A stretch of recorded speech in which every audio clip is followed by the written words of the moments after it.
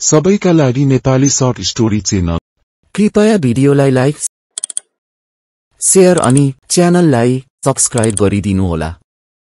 The cold boot.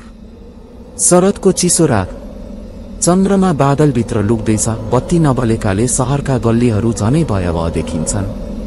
विशाल एउटा computer engineer आज अलि ढिलोसम्म अफिसमा थियो।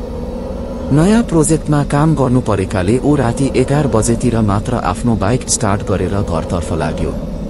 तर आज वातावरण अचम्मको थियो। हावाको सानो झोक्काले समेत अनौठो आवाज निकाल्दैछ, मानौ कसैले बिस्तारै फुसफुसाउँदैछ। विशालले आफूलाई ढुक्क पार्न खोज्यो। अलि धेरै काम गरियो, थकाइले गडबड भएको होला। घर पुगेर उसले ढोका खोल्यो। झ्यालका पर्दाहरू हल्का हल्लिरहेका थिए र घरभित्र अस्वाभाविक चिसोपना थियो। सायद जाडो बढी छ, उसले सोचे। कोट झुन्ड्याएर ऊ आफ्नो कम्प्युटरको छेउमा पुग्यो। विशालको रुचि पुराना कम्प्युटरहरू मर्मत गर्ने र नयाँ सफ्टवेयर बनाउनेमा थियो। आज ऊ एक पुरानो कम्प्युटरमा काम गर्दै थियो जुन उसले भर्खर अनलाइनबाट किनेको थियो। तर यो कम्प्युटर अचम्मको थियो। त्यसको बुट अप स्क्रिनमा साधारण विन्डोज वा लिनक्स देखिने साटो एउटा अँध्यारो ब्याकग्राउन्डमा कोल्ड बुट इनिसिएटेड भन्ने रातो अक्षर देखा पर्यो। यो त के हो? विशाल छक्क पर्यो। उसले पहिले कहिले यस्तो सन्देश देखेको थिएन। त्यति नै बेला स्क्रिन हल्का हलचल हुन थाल्यो, जस्तो कि कम्प्युटरभित्र केही चलायमान छ। स्क्रिनभरि अस्पष्ट आकृतिहरू देखिन थाले, मानौ कोही त्यहाँबाट बाहिर निस्कन खोज्दै थियो। विशालले सास थामेर हेरिरह्यो। त्यसपछि अचानक विशालको आँखाले स्क्रिनबाट टाढा हट्न सकेन। कम्प्युटरमा त्यही रातो अक्षर फेरि चम्कियो, cold boot complete, welcome back. तर यो भन्दा अचम्मको कुरा के थियो भने स्क्रिनमा उसकै नाम देखियो, वेलकम ब्याक विशाल। विशालको मुटुको धड्कन बढ्यो। यो त कुनै सामान्य कम्प्युटर होइन। कसरी उसले उसको नाम चिन्यो? उसले त यो कम्प्युटर भर्खर किनेर ल्याएको थियो। उसले हतार हतार स्क्रिन अफ गर्न खोज्यो, तर माउस चल्न छोड्यो। किबोर्डले कुनै प्रतिक्रिया दिइरहेको थिएन। अनि स्क्रिनमा अचानक एउटा अनुहार देखा पर्यो, धमिलो कालो रङको आकृति। त्यो अनुहार एकदमै डरलाग्दो थियो। खैरो छाला, गाढा गहिरा आँखा र घाँटीसम्म च्यातिएको मुख। त्यो अनुहार हल्का मुस्कुराए जस्तो देखिन्थ्यो। विशालको हात काँप्न थाल्यो। उसले एक झट्कामा कम्प्युटरको पावर बटन दबायो, तर कम्प्युटर अफ भएन। त्यसको साटो स्क्रिनमा अर्को सन्देश देखा पर्यो, you can not shut me down. त्यसपछि विशालको कोठा एकाएक चिसिन थाल्यो। झ्यालका पर्दा आफै हल्लिन थाले अनि कम्प्युटरबाट अजीब आवाज आउन थाल्यो, मानौ कसैले भित्रबाट कराउँदैछ। यो त सम्भव छैन। विशालले आफ्नो ठाउँबाट उठ्ने प्रयास गर्यो, तर उसको शरीर गह्रो महसुस हुन थाल्यो, मानौ उसलाई कसैले कुर्सीमा थिचेर राखेको छ। त्यही बेला कम्प्युटर स्क्रिनमा अचम्मको दृश्य देखा पर्यो। त्यहाँ एकजना युवकको फोटो थियो। त्यो युवक टाउको झुकेको अवस्थामा देखिन्थ्यो। उसको अनुहार अस्पष्ट थियो, तर उसको पछाडि देखिएको कोठा ठिक विशालको कोठासँग मिल्दोजुल्दो थियो। यो के? विशालले झस्किएर पछाडि फर्केर हेर्यो, तर कोठामा कोही थिएन। त्यति नै बेला कम्प्युटरबाट अचानक आवाज आयो, you took my computer, now you belong to me. विशालको शरीर थरथर काम्न थाल्यो। ऊ आफ्नो कुर्सीबाट उठ्न खोज्दै थियो, तर उसको हात गोडा सुनिन थालिसकेको थियो। हावा चिसो हुँदै गइरहेको थियो। स्क्रिनमा रहेको अनुहार बिस्तारै विशालतिर नजिकिन थाल्यो।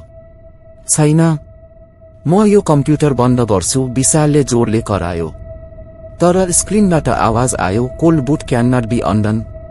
त्यसपछि के भयो? विशाल त्यही रात हरायो। विशालको टाउको भारी भए जस्तो लाग्यो। घोप्टो परेको उसको शरीर बिस्तारै चल्न थाल्यो।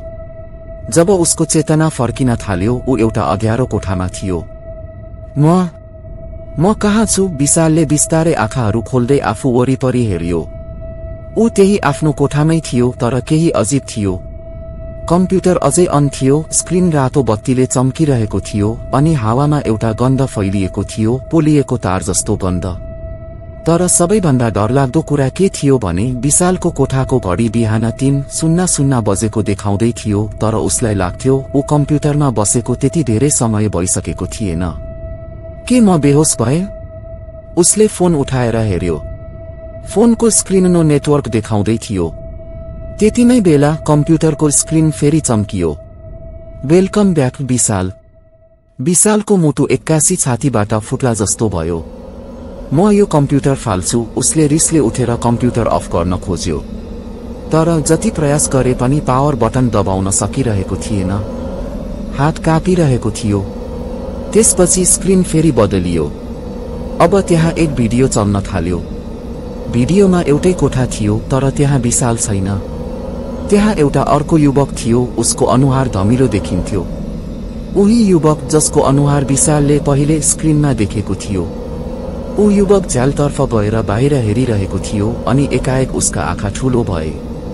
हे भगवान, विशालले डरले पछाडि हट्दै स्क्रिन हेऱ्यो। भिडियोको त्यो युवक झ्यालबाट पछाडि फर्कियो। उसले बिस्तारै मुख खोल्यो अनि एउटा भयानक कुरो भयो। भिडियोको युवकको मुखबाट एकदमै तीखो चिच्याएको आवाज आयो। तर त्यो आवाज स्क्रिनबाट मात्र होइन, विशालको कोठाभरि गुन्जियो। कोठा आफै थर्कियो। छैन, म यो कम्प्युटर हटाउँछु। विशालले झस्केर प्लग तान्न खोज्यो, तर प्लग निकाल्न खोज्दा उसको हातमा चिसो छाया जस्तै केही निलो धुवा सल्बलाएर बेरियो। त्यसपछि विशालको शरीर एकाएक जस्तो टाउकोदेखि गोडासम्म बिल्कुलै शून्य भयो। उसले बोल्न खोज्यो, तर उसको मुखबाट आवाज आएन। त्यसपछि कम्प्युटरको स्क्रिनमा फेरि अक्षर देखा पर्यो, यू क्यान नट एस्केप। विशाल अब 1 इन्च पनि हिल्न सकिरहेको थिएन। उसको आँखा सामु धमिलो देखिन थाल्यो। उसको शरीर चिसो हुँदै गइरहेको थियो। म मर्दैछु, त्यो थियो उसको अन्तिम सोच। अनि कोठाभरि गहिरो अन्धकार छायो। अब के विशाल साँच्चै हराउनेछ? के यो कम्प्युटर शापित थियो वा कुनै वैज्ञानिक रहस्य लुकेको थियो? अर्को भागमा रहस्य खुल्नेछ। कथा जारी रहनेछ। तपाईलाई कथा कस्तो लागिरहेको छ? प्रतिक्रिया दिनुहोस्। हामी भाग 2 अर्को सोमबार ल्याउनेछौं। कृपया प्रतीक्षा गर्नुहोस्।